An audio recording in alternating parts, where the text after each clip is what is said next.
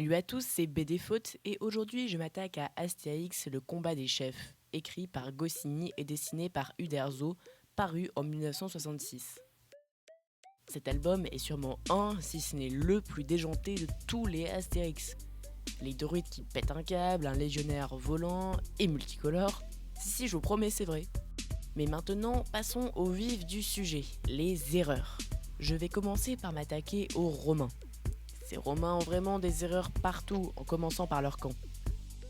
Regardez, sur cette case représentant leur camp, on peut voir de longues tiges de bois dépasser de ces tours.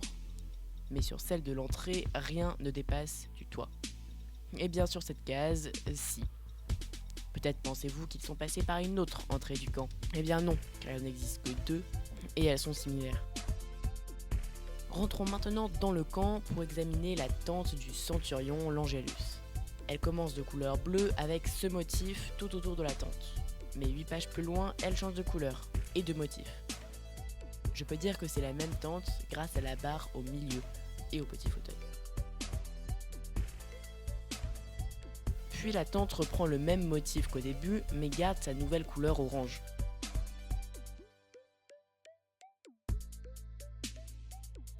Maintenant que je me suis occupé du camp des légionnaires, je vais m'attaquer à leur tenue, en commençant par leurs boucliers. Les boucliers des légionnaires n'arrêtent pas de se transformer. Ils commencent avec un rond milieu, puis avec un carré. Mais là, ce sont des légionnaires différents, donc il se peut que ce soit normal et qu'ils n'aient pas les mêmes boucliers. Mais, dans cette case, les boucliers sont avec ce motif. Page d'après, ce motif. Et pour finir, il ressemble à ça lorsque les Romains attaquent. Je continue avec la tenue des légionnaires avec leur ceinture. Celui-là en a une marron. Il se prend une marmite sur la tête et garde sa ceinture. Mais elle disparaît ici. Pour continuer avec la tenue des soldats, je m'occupe de leurs sandales. Et d'ailleurs, c'est toujours le même légionnaire qui pose problème. Ici, ces sandales sont composées de 2 lanières. Mais là, les 2 lanières se sont fusionnées.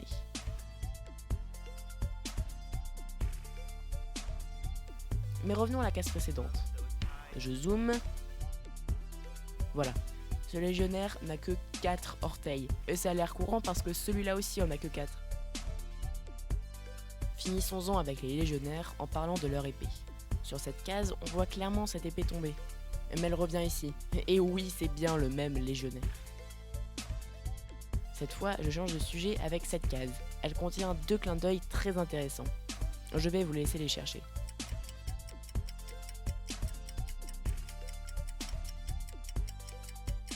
Un indice peut-être ? Bon, le premier est assez évident. On voit ici le Marsupilami, provenant des BD Spirou, et qui a ensuite eu sa propre série. Et le deuxième était plus compliqué, il s'agit de Pilotix, le grand magazine des jeunes de l'an 1. Ils ont en fait pris un magazine de BD existant et ils ont rajouté X. Le magazine de BD en question est Pilote, créé par entre autres les auteurs d'Astérix, Uderzo et Goscinny. D'ailleurs, Goscinny, qui a écrit la BD, a fait quelques fautes durant l'écriture. Plus précisément 2. Les voici. Sur cette case, il est censé y avoir écrit consultation, comme on le voit sur cette case. Mais là, il manque le L, il est écrit consultation. Et la deuxième faute est prononcée par Astérix dans cette case. Il dit A plus Bégalix au lieu de A plus Bégalix avec un P, comme le montre cette case, ou celle-ci, ou encore celle-là.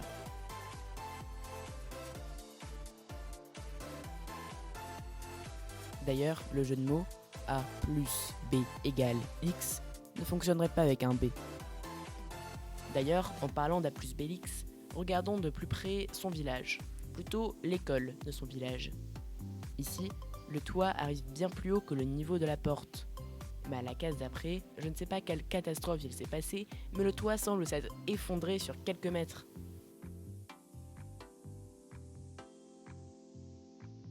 Revenons à la hutte de consultation. De consultation. Avec 7 hommes. Ici, son haut est jaune et son bas violet. Mais lorsqu'il court vers la hutte, son haut est devenu vert et son bas bleu. Allons maintenant du côté du village gaulois. Cette page, si on y prête attention, ce que j'ai fait, on se rend vite compte que c'est n'importe quoi. Regardez, sur ces cases, on voit les 2 marmites posées au milieu d'une étendue d'herbe. Il n'y a rien, ni devant, ni derrière. Pourtant, il y a une barrière qui apparaît ici, et qui disparaît à moitié juste en dessous. Je pourrais aussi ajouter que cette spatule disparaît, que les marmites sont soit à côté, soit décalées, soit proches de la barrière, soit éloignées, et que page d'après, le sol n'est plus constitué d'herbe, mais de terre. Ça fait quand même beaucoup pour 2 pages. Et voilà, j'ai fini pour aujourd'hui. J'espère que l'épisode vous a plu. À dans un mois pour de la BD au cinéma. À bientôt.